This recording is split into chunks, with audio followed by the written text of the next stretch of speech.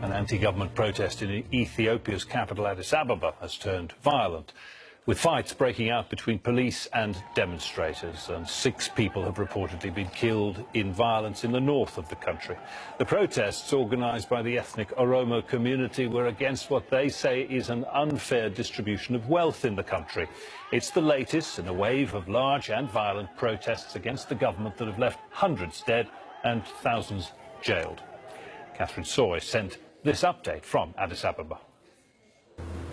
It's very difficult to verify a lot of the information that we're getting from different parts of the country. It appears that the government has shut down social media, has blocked a telephone network in parts of the country. But what we do know is that there is an increased security presence in and around the capital, Addis Ababa. Early this morning, hundreds of protesters tried to gather around Meskel Square. That's the town square. They were quickly dispersed by police. Some of them were arrested as well.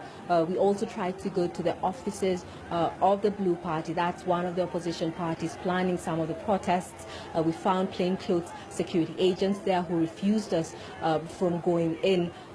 We're being told that there's been protests in at an area that's about 100 kilometers from here, and there's been protests in parts of the north as well, violent protests. We're told casualties have been reported.